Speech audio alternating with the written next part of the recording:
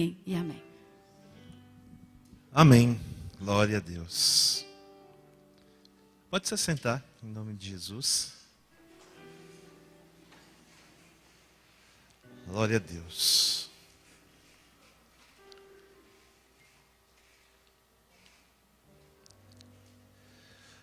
Momento de perda, momento de dor, sempre é muito complicado da gente lidar.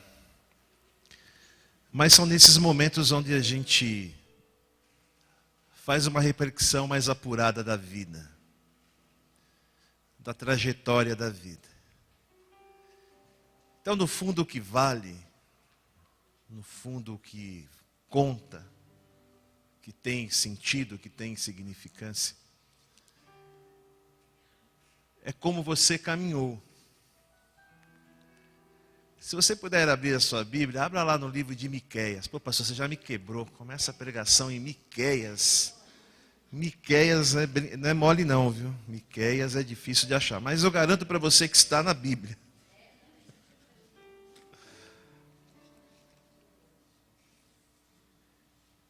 Miqueias capítulo 6, verso 8.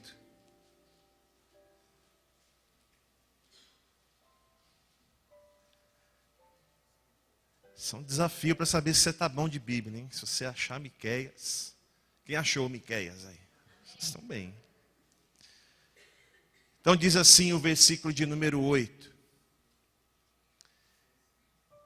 Ele mostrou a você, ó homem, o que é bom e o que o Senhor exige. Pratique a justiça, ame a fidelidade e ande humildemente com o seu Deus.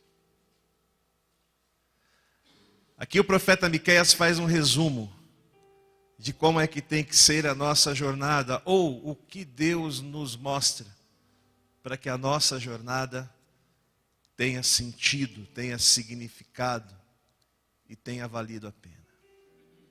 Então são nesses momentos de perda e de morte, é que a gente começa a fazer as avaliações de quem partiu. E meu coração se alegra muito, porque tio Elias foi uma pessoa que andou dentro disso aqui. Cada palavra. Então a sua vida teve significado, teve importância e teve relevância. Independente da raça, do credo, da cor, da opção sexual, da religião, de qualquer coisa. No final, é isso que vale.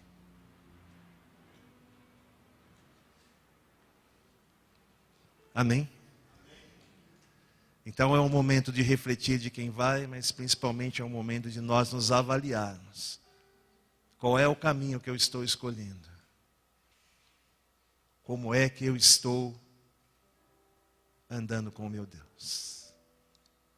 E que esse jeito de andar, essa forma de andar, praticando a justiça, amando a fidelidade e andando humildemente com seu Deus, seja a nossa marca nessa terra. Amém? Glória a Deus. Hoje nós estamos dando sequência à nossa série de mensagens descendo das arquibancadas. Amém? Lá em Lucas 19, na história de Zaqueu, a palavra diz que Jesus falou para Zaqueu aí, desce depressa. Desce depressa. E hoje nós vamos trabalhar de como servir a minha comunidade através do social. A palavra de Deus diz em Mateus 14, verso 16.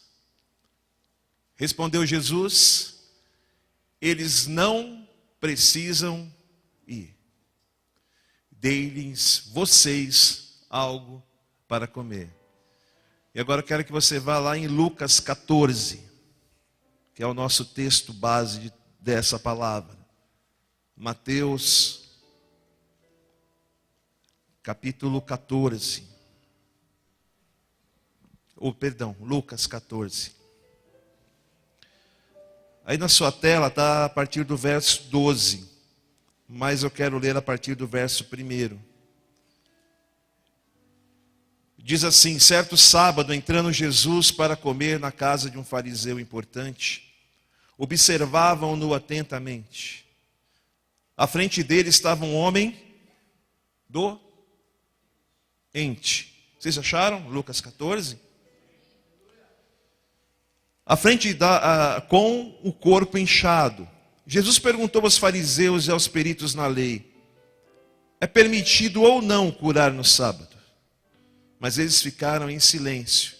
Assim, tomando o homem pela mão, Jesus fez o quê? E o mandou embora. Então lhes perguntou: se um de vocês tiver um filho ou um boi e este cair num poço no dia de sábado, não irá tirá-lo imediatamente? E eles nada puderam responder. Verso 7. Quando notou como os convidados escolhiam os lugares de honra à mesa, Jesus lhes contou uma parábola. Quando alguém o convidar para um banquete de casamento, não ocupe o lugar de honra, pois pode ser que tenha sido convidado alguém de maior honra do que você. Se for assim, aquele que o convidou, os dois virá e dirá: dê lugar a este. Então, humilhado, você precisará ocupar o lugar de menos importância. Mas quando você for convidado, ocupe o lugar de menor importância, de forma que quando vier aquele que o convidou, diga: amigo, passe para um lugar mais importante. E então você será honrado na presença de todos os convidados. Você pode ler o versículo 11 comigo? Pois todo aquele que se exalta e o que se humilha será. Então Jesus disse ao que tinha convidado: quando você der um banquete ou jantar, não convide seus amigos, irmãos ou parentes, nem vizinhos ricos. Se o fizer, eles poderão também, por sua vez, convidá-lo. E assim você receberá recompensa. Verso 13. Mas quando der um banquete, convide os pobres, os aleijados, os mancos e os cegos. Feliz será você, porque esses não têm como retribuir. A sua recompensa virá na ressurreição dos justos. Amém? Curva a tua cabeça por um instante, coloque a Bíblia aí do lado. Pai querido, nós te louvamos nesta manhã, engrandecemos e louvamos o teu santo nome. Senhor, fala conosco nesta manhã. Usa, Senhor, o teu Santo Espírito, que ele possa se mover no nosso meio. Tira de nós, Senhor, todo sentimento de egoísmo. Dá-nos, Senhor, um coração abençoador. Abre, Senhor, a nossa mente. Abre, Senhor, a nossa cabeça, o nosso coração, o nosso sentimento, a nossa espiritualidade.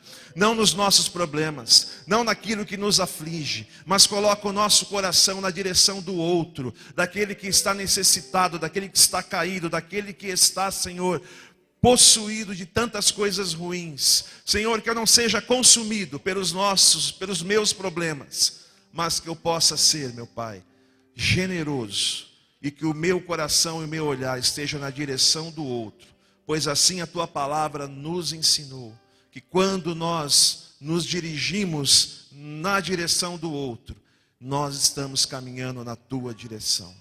Pai querido, nós te agradecemos, é no nome do teu Filho amado Jesus. Amém. Amém? Você pode dar aquela melhor salva de palmas para o Senhor? Glória a Deus, mais forte. Amém.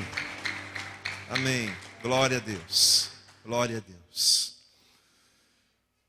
Qual é a missão da igreja no mundo? Temos uma missão. Temos o ID. Vá e pregue o evangelho a toda criatura. Esse é o ID da igreja. É evangelizar, é levar as pessoas a conhecerem a Deus, o seu amor, a sua graça, a sua misericórdia, levar as pessoas à obra salvadora de Cristo. Essa é a missão da igreja. E por isso que somos igreja. Mas, entre o proclamar o Evangelho, existe uma outra ponta, que é o demonstrar o Evangelho. Eu proclamo, eu prego a palavra, eu falo de Cristo, mas eu tenho que demonstrar como. Porque senão Deus não precisava da igreja, não precisava de mim e de você. Porque é através da minha vida e da tua vida é que as pessoas poderão entender e enxergar quem é Cristo. Olha que responsabilidade que nós temos. Levar o amor de Deus, levar o amor de Cristo para aquele que não conhece. Só falando. Se fosse só falando, nós já teríamos evangelizado toda a terra. Ainda mais os dias de hoje, com os recursos que temos. Já teríamos falado de Jesus para todo mundo. Jesus já tinha voltado, nós já estávamos com Ele na glória. Já estava tudo resolvido. Mas é o que acontece? Não. Nós vivemos um tempo hoje onde as pessoas ouvem falar de Cristo, ouvem falar de Deus, mas nunca foi tão carente de ver pessoas que demonstram o amor de Deus, que se envolvem no amor de Deus, que se doam no amor de Deus, que vão na direção do outro e dizem para ele assim: olha, a sua dor, o seu sofrimento, a sua angústia, a sua dúvida, a sua instabilidade me comove. Eu me importo com isso. Você não está sofrendo sozinho, porque eu me importo. Porque Deus se importou comigo e eu me importo com você. Porque Deus me amou primeiro e eu quero te amar. E porque Deus me amou e porque Deus me tocou, eu quero mostrar para você que você não está sozinho. Que a tua dor não é só sua. Que existe um Deus preocupado, um Deus misericordioso que quer te alcançar. E Ele quer fazer isso através da minha vida. Está faltando isso. Entre o proclamar e o demonstrar o Evangelho, existe um buraco gigantesco. Então nós vemos grandes igrejas, grandes espaços, templos belíssimos, grandiosos, suntuosos, onde as pessoas entram, saem, e elas recebem uma informação de um Deus que não bate muito bem com o Deus da Bíblia. Que é a ideia de um Deus resolvedor do meu problema. Então eu já tentei fazer um monte de coisas, já tentei um monte de opções, eu já fui num monte de filosofias, eu já tentei fazer de tudo quanto é jeito e não deu certo. E as pessoas falam assim: não, vem para cá que eu tenho um Deus que vai resolver o seu problema. Ele vai ser um Deus resolvedor de problemas. E as pessoas seguem essa lógica e buscam resolver somente o seu problema. Qual o seu objetivo de ir para Cristo? Resolver o meu problema. Se Deus me tirar do buraco financeiro, glória a Deus, aleluia. Se Deus salvar o meu casamento, olha, se Deus salvar o meu relacionamento,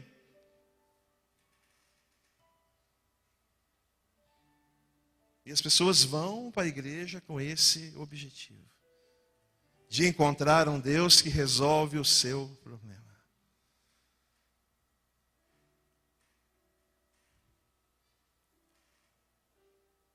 E às vezes o problema é resolvido. Porque Deus age por graça e misericórdia. Sabe o que não pode acontecer? É esse ser o seu motivo, porque quando você encontrar o seu milagre, não faz muito sentido você continuar. Ou se Deus não resolver do jeito que você quer o seu problema, e aí você vai de igreja em igreja, de profeta em profeta, de pastor em pastor, de bispo em bispo, tentando achar alguém que tem mais poder, que tem mais unção, para resolver o seu problema. E sabe qual que é a parte ruim dessa história? Que os seus problemas nunca vão terminarem. Ele pode mudar só de nome, pode mudar só o problema, mas você sempre terá problemas. Então a gente precisa resolver isso.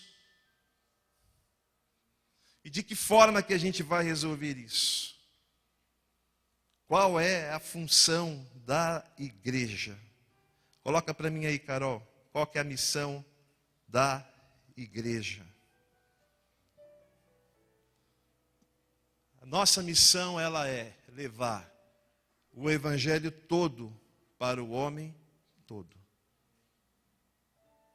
Sabe por quê, irmãos? Porque quando você recebe uma pessoa aqui na frente, ela não vem só no espiritual. Ela vem com dor de dente, ela vem sem documento, ela vem com todo um pacote. E o sistema religioso é fácil. Eu prego a palavra para você, o Espírito Santo te convence, porque pastor nenhum convence você a nada. Ele pode, se não for bem intencionado, te manipular, mas ele não te convence a nada. Espírito Santo te convence do pecado, do juízo. Espírito Santo te toca, você vem à frente. Você reconhece, não posso mais viver dessa forma. Não dá para continuar desse jeito. Senhor, estou aqui para você mudar a minha vida. Do jeito que eu estou, não dá mais. E você se derrama, você abre o teu coração, o Espírito Santo entra em você. E você começa uma jornada nova. E aí, sabe o que acontece? Você vai esperar ir para o céu, não vai? Quem quer ir para o céu aqui? Eu também. Só que entre você entregar a tua vida a Cristo e você ir para o céu, tem um tempo. Tem uma coisa aí no meio que chama viver. Tem uma coisa aí no meio que chama-se caminhada. E às vezes eu acho que o trabalho da igreja é muito curto. Você prega a palavra, o Espírito Santo convence, a pessoa recebe o Espírito Santo, se converte, e aí acabou o meu trabalho. Aí você fica aí sentadinho, meu filho, não me dá trabalho, até a gente ir para o céu, tá bom? E que venha na semana que vem mais um lote aqui para a gente. Não faz muito sentido. Deus chamou e levantou essa igreja, a sua igreja, para algo mais. É a gente compartilhar essa alegria, esse amor da salvação, e a gente começar a se contagiar, a gente se amar, a gente se preocupar, a gente correr atrás de quem não conhece essa verdade. Então a grande proposta do Evangelho não é só levar você para o céu, mas é resgatar você da sua humanidade, é tornar você de novo um ser humano. Delicado, preocupado, amoroso, generoso. E olha que coisa interessante no texto. Jesus ele é convidado para ir para a casa de um religioso, de um fariseu. E Jesus adorava ser convidado por fariseu para jantar. Não é? Jesus era bom de prato, devia ser um cara bom de garfo, apreciava uma boa comida, apreciava estar nos lugares. E especialmente quando ele ia na casa de fariseu, acontecia alguma coisa. Fariseu, ele era o religioso ao extremo. O cara era tão religioso, tão correto, tão exemplo de religioso, que dava até raiva do cara.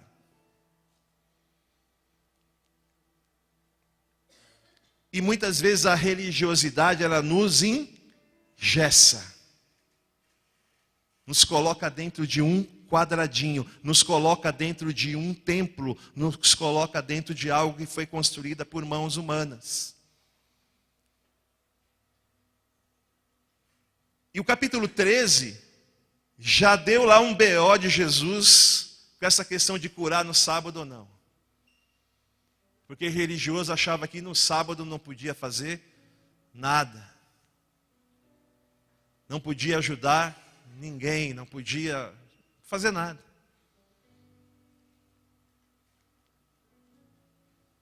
Uma outra visita a uma casa de um religioso, Jesus se depara com uma mulher pecadora, oprimida, rejeitada, marginalizada. E ele chega nessa casa desse religioso, desse outro fariseu chamado Simão, se senta à mesa, se recosta sobre a mesa ali, E aquela mulher, quando sabe que Jesus estava lá, foi e por trás dele derramou um perfume caríssimo. Ungiu os pés de Jesus, lavou os pés de Jesus. A palavra diz que ela lavou os pés de Jesus, com lágrimas, enxugou com os seus cabelos. E aqueles religiosos disseram assim: se esse cara fosse profeta, ele saberia que quem a tocou é uma mulher impura, que é pecadora. E Jesus destacou-lhe assim: olha, eu vim aqui não para estar com os sãos, mas para estar com aqueles que são doentes. Eu cheguei aqui, você não me lavou os pés, você não me beijou, você não me recebeu. E essa mulher, ela deu tudo o que ela tinha. Ela se derramou. Ela foi sincera.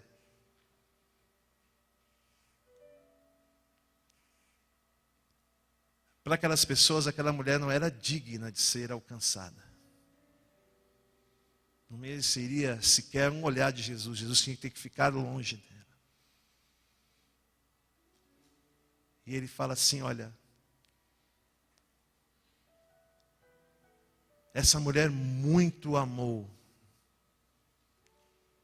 E por isso ela merece ser muito perdoada. Então, quando a gente volta para o capítulo 14, já tinha um climão ali, né?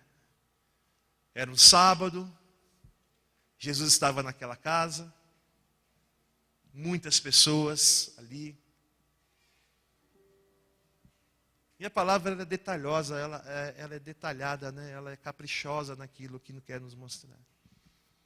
Eu imagino que haviam muitas pessoas na casa daquele religioso. Mas o olhar de Jesus foi na direção de quem? De um homem que estava doente.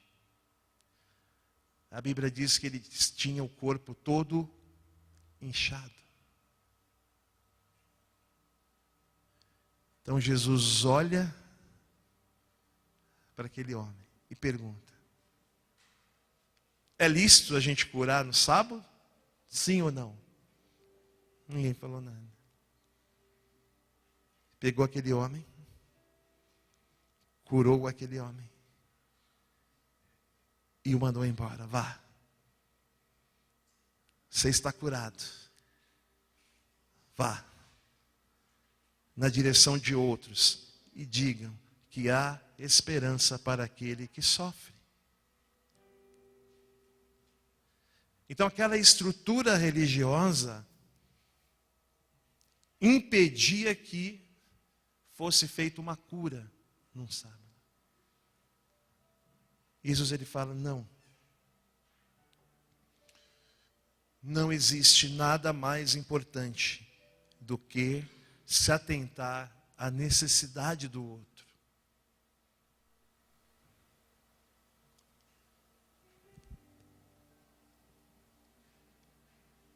E havia ali uma disputa. Quem ficava no melhor lugar? Quem tinha mais honra naquele lugar? Jesus fala assim: deixa eu contar uma história para vocês. Não busque os primeiros lugares. Quando você for convidado, sente no último. Aquele que for humilhado será exaltado. Então Jesus começa aqui a quebrar toda uma estrutura religiosa, que se preocupava muito mais com os detalhes e perdia o foco daquilo que eles foram chamados. Então ele falou assim, olha, quando você fizer uma festa, não chame só os familiares, os amigos, porque é bom, não é? É bom você receber um amigo em casa. Não é bom você estar com a sua família, isso tudo é muito bom. Não convide alguém que pode te convidar para te dar o mesmo jantar. Mas coloque na sua agenda, coloque na sua mesa, coloque na sua vida, coloque no seu dia a dia, aqueles que são marginalizados. Então você chama os pobres, chama os aleijados, chama os mancos, chame os cegos, chamem aqueles que não podem te dar retorno. A gente vive dentro das igrejas hoje, infelizmente, a mesma política que se vive nas empresas. Eu vou andar com aquele cliente, eu vou gastar tempo com aquele cliente que pode me dar um retorno, que pode fechar um pedido comigo. Aqui não é casa de negócios. Aqui é casa de amor. Casa de amor. E como uma casa de amor, não só esse templo, mas você é essa casa de amor. Você, como igreja. Porque se essas paredes todas dessa igreja aqui sumirem agora, não tiver teto, não tiver som, não tiver luz, nós continuamos sendo casa do Senhor. Porque eu e você somos casas, templos vivos do Senhor. Para atuar aqui dentro, quando a gente está cultuando, louvando esse louvor maravilhoso que a gente teve hoje, não. Na vida.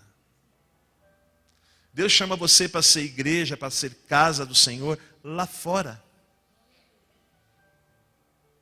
Fora. E é difícil, dá medo, gente. Eu concordo com você que dá medo. Viver o Evangelho de Cristo é uma coisa que a gente tem medo. Sabe por quê? Porque a gente tem que perdoar. A gente tem que dar a face. O cara bate do outro lado. Você tem que abrir mão do seu direito. Você tem que ser misericordioso. Você tem que perder. Pensa, gente, se isso é uma coisa fácil nos dias de hoje, onde a gente é induzido, a gente é estimulado, dia após dia, minuto após minuto, a ser vencedor. E tem igreja que fala que a gente tem que ser mais que vencedor. Só vencedor já não serve. E você é cabeça, não é cauda, você tem que ser o cara. Jesus fala, não, filho. Você não está entendendo. Aquele que quer ser exaltado vai ser humilhado. Não rola no reino de Deus isso aí, entendeu? Mas, por outro lado, se você for humilhado, você será exaltado diante de Deus. São valores diferentes. E que dá medo. Na boa, dá medo. É mais fácil viver do outro jeito. Bateu, levou. Ficou no meio do meu caminho, para mim alcançar o meu objetivo, eu te atropelo. Passo por cima de você. Essa é a lei do mundo. E Deus nos chama para uma outra pegada, para uma outra forma de viver. Então, quando a gente fala que o Evangelho tem que ser todo, para o homem todo, inclui tudo, gente. Tudo. É a necessidade material do irmão. Muitas vezes é a roupa que ele não tem para vestir, é a comida. o ouvido que ele não tem para ouvir o que ele tem para falar. Às vezes as pessoas precisam só falar. E não falar para o vento, porque a gente fala para o vento, parece que a gente é louco, mas a gente ter um ouvido para ouvir. E no final dessa conversa, você ouvir desse ouvido que te ouviu, diz assim, olha, não só eu te ouvi, mas Deus te ouviu também. Deus se comove com a tua dor, Deus se comove com o teu problema. E parece que é tão pequeno o teu problema, é tão besta, não é? Mas não é não. Mas fica difícil a pessoa entender quando esse ouvido não é o seu. Quando a gente fala, Deus está ouvindo a tua oração, tá? Aí você. E você está ouvindo a minha oração, o meu desabafo?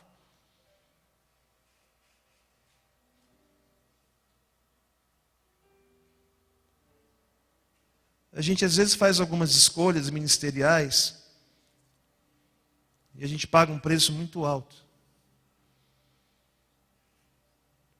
A gente podia ser uma igreja da moda, uma igreja do poder, uma igreja do louvorzão, uma igreja do sinais, prodígios e maravilhas. Eu poderia estar pegando agora aqui com um terno roxo. Aquela gravata brilha aqui. Show. As pessoas adoram isso. Mas a gente fez uma opção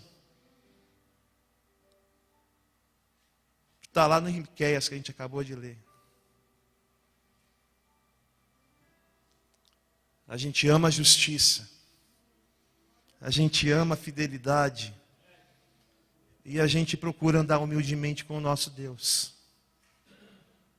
É isso aí. E às vezes a gente paga um preço alto. Porque as pessoas querem o espetáculo.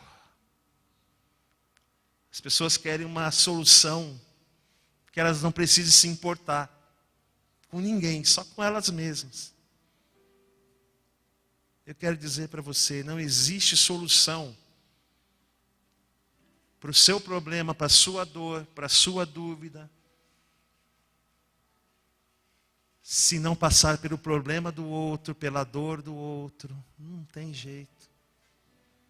Você vai ser eternamente insatisfeito com Deus. Quando tudo girar em torno de você, nada vai acontecer.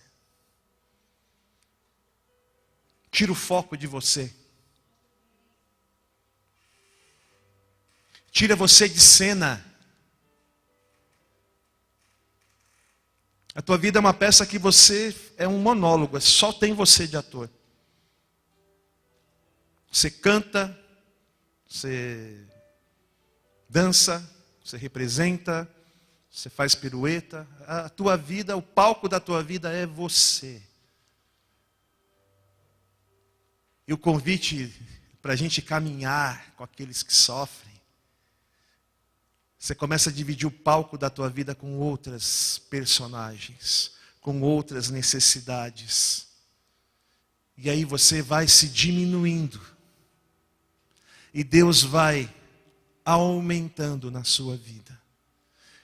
De que forma? Quando você começa a abençoar aqueles que estão em volta de você.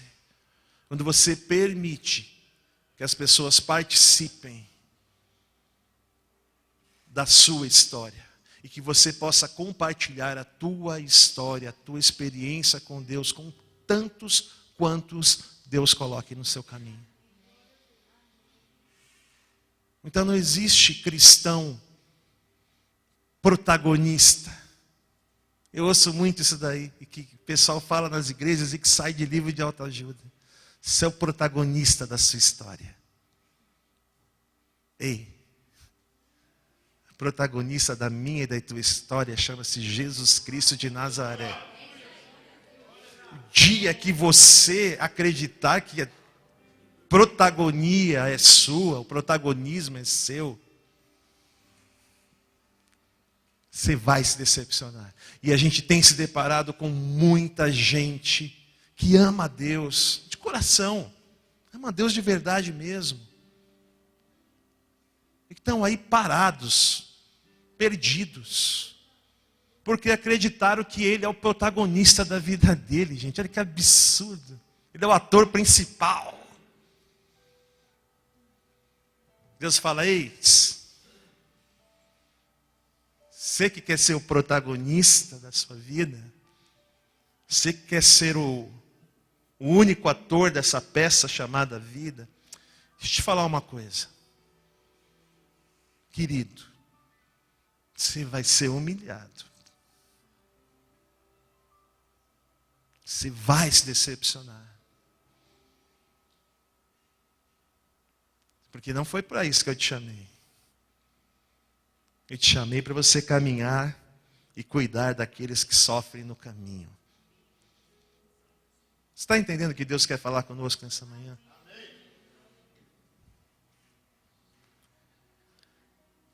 Quem são esses que sofrem no meio do caminho? Isaías 58:6 nos dá uma direção. Os pobres. Pobre. Tinha um presidente nosso que falava que ele não gostava do cheiro de pobre. Preferia cheiro de cavalo. Ai, que benção.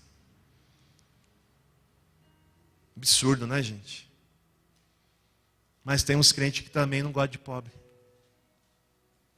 Imagina, pastor. Você gosta de ter muito pobre na igreja, os irmãos que vêm conhecer vai pensar que aqui tem um espírito de miséria. Não, tem um espírito de burrice da sua parte. Bota o pobre lá, Carol. Pode pôr o pobre aí. Pobres aí. Está falando de pobre, não aparece. Olha o que diz Isaías sobre isso. O jejum que desejo não é este. Não é este? Soltar as correntes da injustiça, desatar as cordas do jugo, pôr em liberdade os oprimidos e romper todo jugo? Não é o partilhar sua comida com o faminto, abrigar o pobre e desamparado, vestir o nu que você encontrou e não recusar ajuda ao próximo? Gente, às vezes, parece que a gente só descobriu isso depois que Jesus veio, não é verdade? Não, Jesus ele veio reforçar aquilo que é o coração do Pai. Então isso já estava no Velho Testamento e já estava no coração do Pai, ele só veio lembrar. Aliás, Jesus não inventou nada, pastora Renata. Coisa incrível. Ele não inventou nada. Nada de extraordinário. Tudo que Jesus ensinou já estava nas Escrituras. Tudo que Jesus ensinou era algo que estava no coração do Pai desde o princípio de tudo. Não, pastor, o Deus do Velho Testamento era meio zangado, era meio bravo. Eu gosto mais do Novo Testamento, que é mais legal. O amor é o mesmo. É o mesmo amor. Quem são esses que sofrem no caminho? Os órfãos e as viúvas desamparadas. Quando a gente fala de viúva hoje, pessoal, talvez a gente não entenda qual era o contexto do Velho Testamento. Ser mulher naquela época já não era legal. Mulher não valia nada. Viúva. Meu Deus. Pense na figura de alguém que não valia nada. Viúva. Hoje, glória a Deus, isso mudou. A mulher tem valor. Ela tem espaço. E muitas viúvas hoje conseguem conduzir as suas famílias segundo o coração de Deus e criam filhos e criam os netos. Glória a Deus por isso. É uma correção de algo errado que o ser humano inventou. Mas o que Isaías está dizendo aqui, Tiago diz aqui, era alguém que não tinha valor nenhum, não tinha perspectiva de sobrevivência. Órfãos e viúvas eram simplesmente esquecidos pelo meio do caminho. Mas as viúvas não terminaram nos dias de hoje, os órfãos também não terminaram nos dias de hoje. Pode ser que você não vá num orfanato pegar uma criança e adotar, que seria uma grande prova de amor. Talvez você não se preocupe muito com a viúva tem até pensão. Mas o que Tiago fala são de pessoas que não têm perspectiva, que foram abandonadas, esquecidas, marginalizadas. E numa grande cidade como São Paulo, nós vemos tantas pessoas marginalizadas, esquecidas, desprezadas, pessoas que são invisíveis. Uma certa vez eu estava observando, isso em 2015, eu fiquei hospedado quase um mês no centro de São Paulo. Trabalho, não podia vir para casa, tinha que ficar no hotel. E esse hotel ficava ali perto da Praça da República, São João, com Ipiranga, onde você tem um exército de moradores de rua. E era impressionante que alguns irmãos estavam ali deitados ali, né, no meio da calçada, e uma multidão passava por eles e era como se eles não existissem. Que não incomodava ninguém. Ninguém olhava, ninguém se importava. As pessoas passavam ao lado, muitas vezes aumentava o passo, quem tem a perna comprida que nem a minha, passava por cima, é como se não existisse. Outros dormiam ao lado dos sacos de lixo, e você não conseguia distinguir se era uma pessoa ou se era um saco de lixo. É desse tipo de gente que eu estou falando.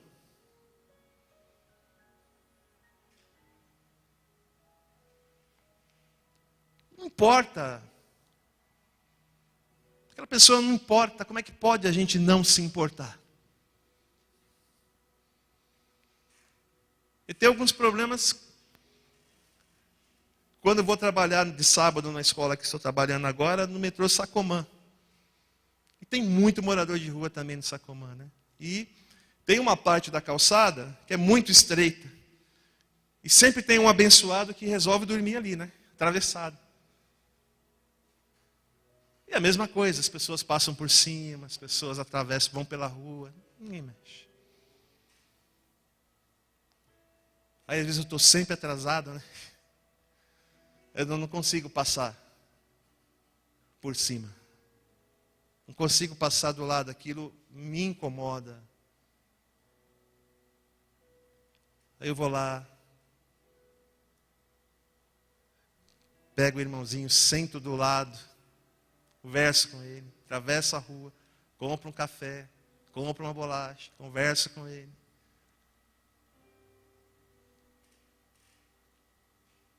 Ele é meu problema também.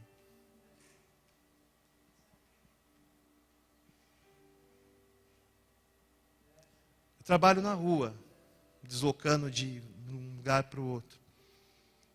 E a cada farol que para, infelizmente, tem alguém lá pedindo tal. E vamos dizer assim que não é muito saudável você tirar dinheiro e dar para aquela pessoa, porque muitas vezes o objetivo daquele dinheiro não é comida, é droga.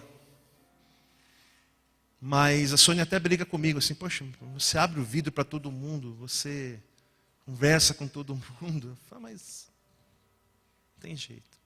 Então eu abro o vidro, pergunto o nome daquele irmão, converso com ele. E é uma coisa impressionante a reação, porque ele não se importa mais em pedir dinheiro. Ele fala assim, um deles pergunta, por que o senhor pergunta o meu nome? Não, porque é importante saber o seu nome. Não sabia que fazia muitos anos que eu não ouvia alguém falar o meu nome? Chamava-se Luan, um jovem. Mas que há anos ninguém o chamava pelo nome. Eu sei que a gente não vai conseguir tirar todos os irmãos de rua da casa, da comida, do trabalho. A gente tenta fazer. E eu me alegro muito que eu vejo irmãos aqui, ó, fruto do trabalho do pastor Vivaldo, do Marcelo, de tantos irmãos aqui de segunda-feira. Gente que ninguém olha, que é invisível,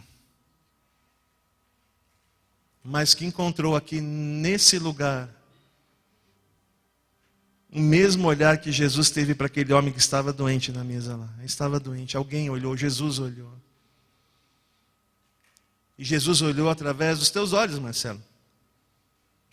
Jesus olhou através dos seus olhos, pastor Vivaldo, pastora Elza. Então essa é a proposta. É caminhar com gente que sofre. É caminhar com gente que sofre.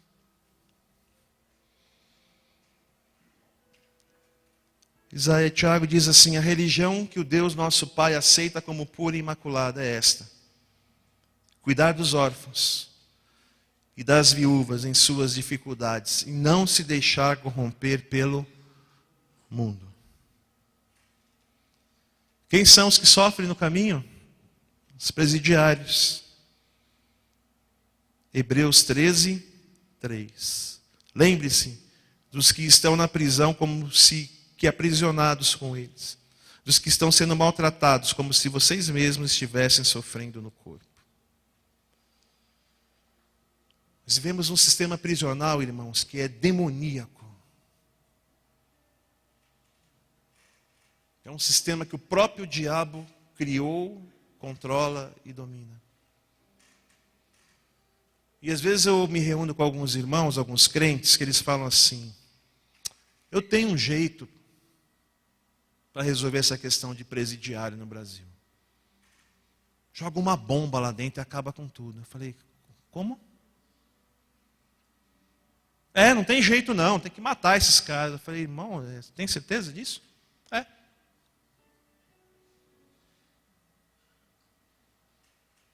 Vamos botar o Bolsonaro lá, que ele acaba com esses vagabundos.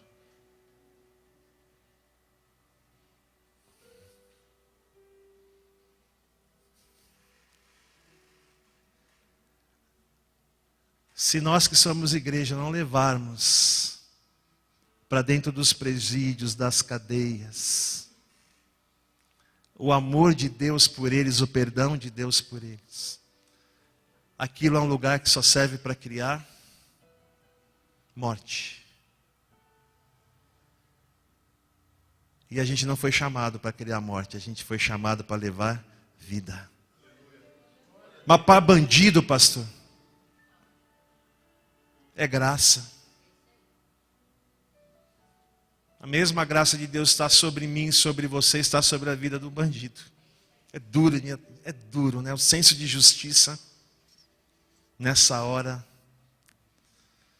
Mas sabe o que você faz com o teu senso de justiça diante da graça e do amor de Deus? Deixa de lado. Fica com a graça. Fica com a misericórdia.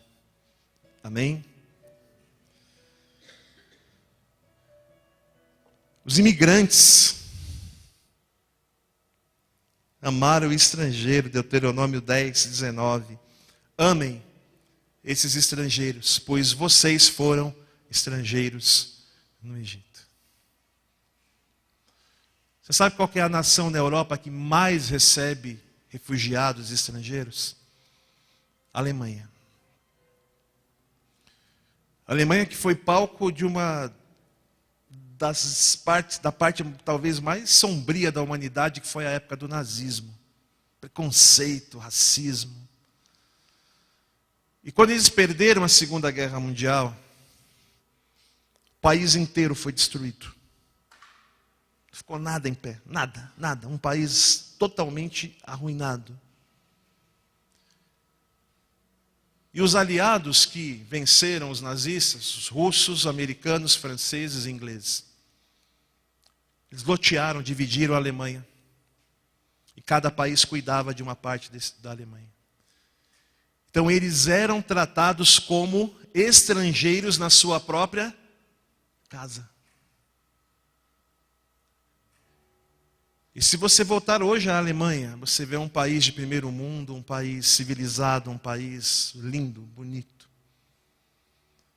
É um povo que se envergonha muito daquele período da história. mas é um povo que aprendeu com aquele erro.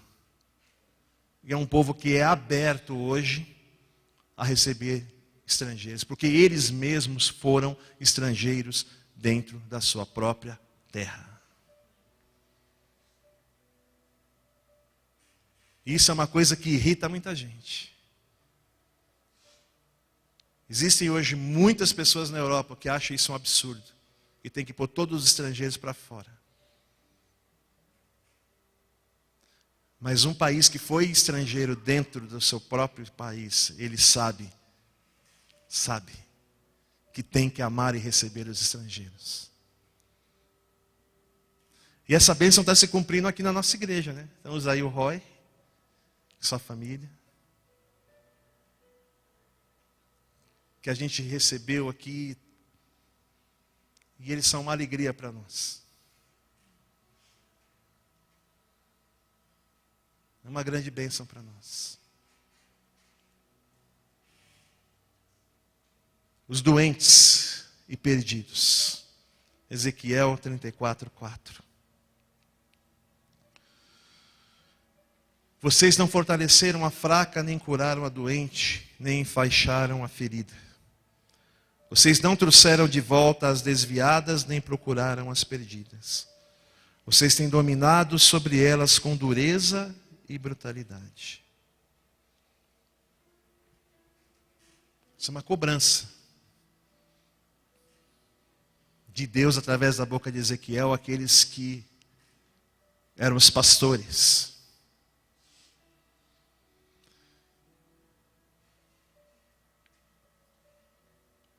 Você será cobrado, eu serei cobrado. Por cada vida, por cada história, por cada caminhada que a gente negligenciou. Então é uma função nossa a gente sair da arquibancada, ir lá e fortalecer, e amar, escutar, compreender. Senhor, mas eu não tenho recurso. Não precisa ter recurso. Eu não tenho muito tempo. Também não precisa ter muito tempo. O que você precisa?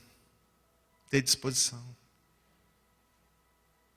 Então diga assim, meu irmão, eu estou orando por você. Vai dar certo. Quando você estiver angustiado, pode ligar para mim. Nós vamos orar juntos. Tem saída para você.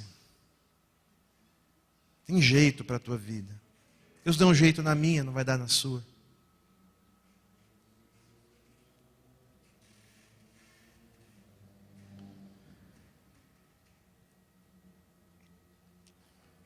O nome do jogo é se importar. E por que a gente tem que se importar? Então, vamos lá, 3 motivos para você se importar. Primeiro, está lá em Lucas 6,36. Porque é um mandamento de Deus. É um mandamento de Deus. Sejam misericordiosos, assim como o Pai de vocês é misericordioso. Mateus 9,3 diz assim: vão e aprendam o que significa isto. Misericórdia quero e não sacrifício. Pois eu não vim para chamar justos, mas pecadores. Segundo motivo, porque é uma realidade. Porque a realidade exige uma posição. Quando você se depara com algumas realidades da vida, não dá para você ficar em cima do muro. Você tem que tomar uma posição. Está lá em Provérbio 3:27. Quando lhe for possível, não deixe de fazer o bem a quem dele precisa. Você quer descer da arquibancada? Você quer virar o jogo? Você quer aceitar esse chamado de Deus para essa caminhada? Então, não perca a oportunidade de deixar fazer o bem. Então, toda vez que você perder uma oportunidade de fazer o bem, você fala: Senhor, me perdoa, perdi essa oportunidade. Me dá mais uma oportunidade que eu não vou deixar passar. Não é? Então, faça o bem para quem precisa. Lá em 1 João diz assim, 1 João 3,17. Se alguém é rico e vê seu irmão passando necessidade e fecha o seu coração para essa pessoa, como pode afirmar de fato que ama a Deus? Olha, gente, forte isso, né? Então você, de palavra, você fala, eu amo a Deus. Deus é bom. Deus é maravilhoso. Mas você tem alguém do seu lado, que você fecha o coração e você não abençoa, você não ajuda, você não socorre. Então quando você abre a tua boca e fala, eu amo a Deus, é uma incoerência. Suas palavras não correspondem aos fatos. Não tem uma liga. Então, sem você falar que ama a Deus, mas se você vai na direção do outro e auxilia, e ajuda, e ampara, não precisa nem você falar que ama a Deus, está implícito na sua atitude. Amém? Terceiro ponto, porque nós queremos ser como o nosso mestre. Nós queremos ser como Jesus. Mateus 15, 30. E muitos outros doentes que eram colocados aos seus pés, e ele curou a todos. Então, os enviou para anunciar-lhe o reino de Deus e curarem os doentes. Os discípulos então saíram de viagem e andaram por todos os povoados, anunciando o evangelho e curando os doentes por toda parte. Lucas 9, de 2 a 6. Você viu como é que a coisa funciona? Como é que Deus trabalha, gente? Deus trabalha assim. Ele pega um ferido para curar outros feridos. Não é doideira? Normalmente é a imagem do super-homem. Sabe? E tem líder religioso que embarca nessa, gente. Tem líder religioso que não fala para a igreja que está doente. É tudo muito perfeitinho. É tudo muito certinho. É tudo muito assim. Deus fez tudo certinho na minha vida. Hoje eu tenho uma vida toda certinha, toda definida. Minha mulher é uma bênção, meus filhos são demais.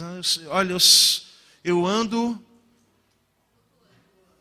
Tudo é a propaganda da margarina Doriana Gospel. Tudo perfeito. Ninguém tem olheira.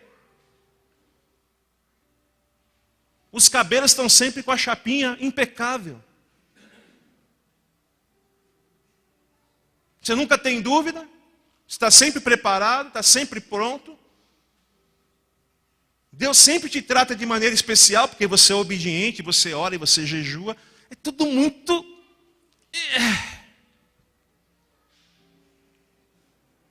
Só que a proposta de vida, a história da Bíblia, não é assim. A gente nunca está pronto. A gente nunca está totalmente pleno, preparado. E aí Deus vem e fala assim, olha, você é ferido. Entende que você é ferido. Você foi machucado, você foi pisado, você é ferido. Entendeu? Entendi, Senhor. Eu estou aqui para te curar, entendeu? Entendi. Então, quando o Senhor me curar, quando ficar tudo certo, aí eu vou ajudar outro. Não, você não entendeu, camarada. Você é um ferido que foi alcançado pelo meu amor e você vai me ajudar a curar outros feridos. Você vai ferido mesmo, você vai com problema mesmo, você vai com dúvida mesmo, mas você vai. Porque Deus te levantou para ir ao encontro dos feridos, mesmo você ferido. Sacou como é que é? Não tem propaganda de Doriana Gospel na vida prática, gente. Não tem. Desculpa. Desculpa. Você vai no 7-1 para a Alemanha mesmo, meu irmão, e vai ter que dar certo. Pastor, tomamos de 7-1. Não, vai no 7-1 mesmo, meu filho. Vai andando aí. Vai jogando. Segue o jogo.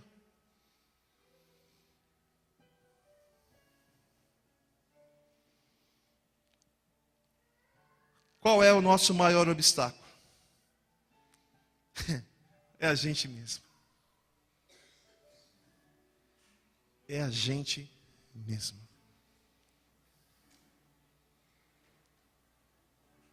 Ei, deixa eu falar para você, não tenha medo. Não tenha medo.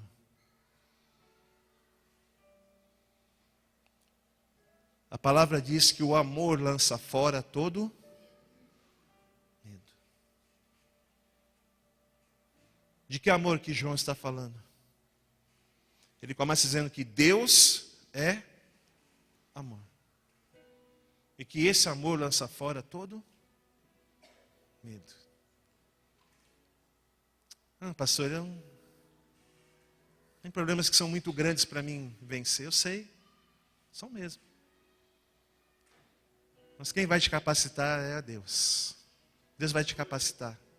Não tenha medo. Lança fora o medo. Lança fora esse medo. Não se sinta diminuído, incapacitado, contaminado. Ei, Deus é contigo. Deus é contigo. Deus é contigo. Não tenha medo do desconhecido. Deus está contigo.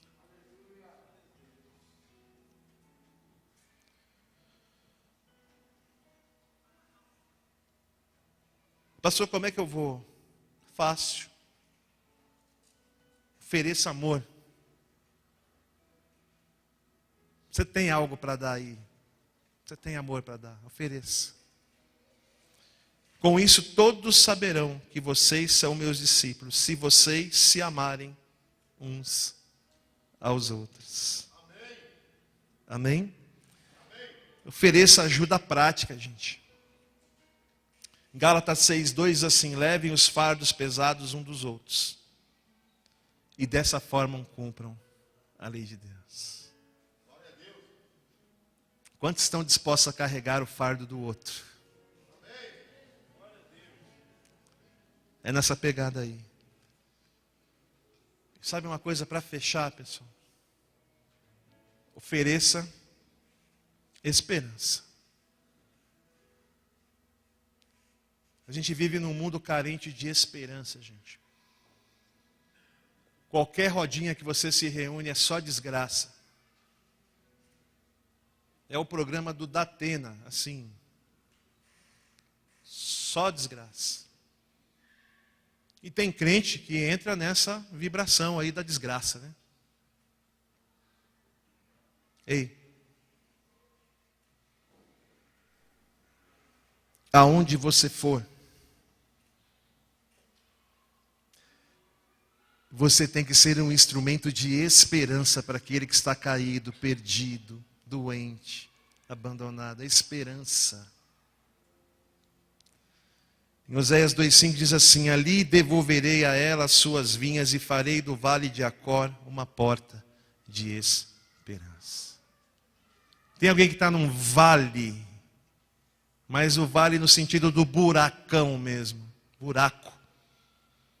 Cara, a palavra que sai da tua boca, a tua atitude, tem que levar esperança para esse camarada.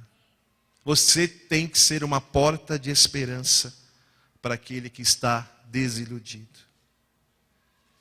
E eu quero fechar, não está aí no slide. Eu queria fechar com você com o Salmo 146. Abra sua Bíblia, por favor, para nós encerrarmos essa palavra. Salmo 146.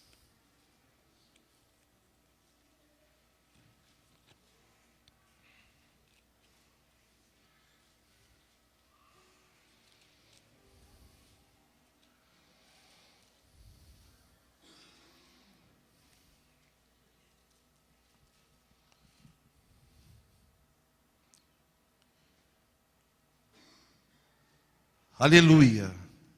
Louve, ó minha alma, ao Senhor. Louvarei o Senhor por toda a minha vida. Cantarei louvores ao meu Deus enquanto eu viver. Não confie em príncipes, em meros mortais incapazes de salvar. Quando o espírito deles se vai, eles voltam ao pó. Naquele mesmo dia, acabam-se os seus planos. Como é feliz aquele cujo auxílio é o Deus de Jacó, cuja esperança está no Senhor, no seu Deus, que faz os céus e a terra, o mar e tudo que neles há, e que mantém a sua fidelidade para sempre. Verso 7. Ele defende a causa dos oprimidos e dá alimento aos famintos. O Senhor liberta os presos, o Senhor dá vista aos cegos, o Senhor levanta os abatidos, o Senhor ama os justos. O Senhor protege o estrangeiro e sustém o órfão e a viúva, mas frustra os propósitos dos ímpios. Leia comigo o verso 10, com toda a alegria que o teu coração possa ter. Leia assim, ó. O Senhor reina. O Senhor reina para o teu Deus, ó Sião, reina de geração em geração. Aleluia! Se eu fosse você, eu glorificava a Deus, eu dava aleluia, eu me levantava, porque a fidelidade de Deus vive e Ele reina para sempre. Glória a Deus. Glória a Deus. Deus é contigo. E se Deus se importa com o oprimido, com a viúva, com o pobre, e Ele é contigo, a gente vai fazer uma revolução nesse bairro aqui em nome de Jesus. Amém? Muitas vidas serão alcançadas através desse teu posicionamento. De amar, de acolher e de confiar que Deus reina na tua vida. Amém?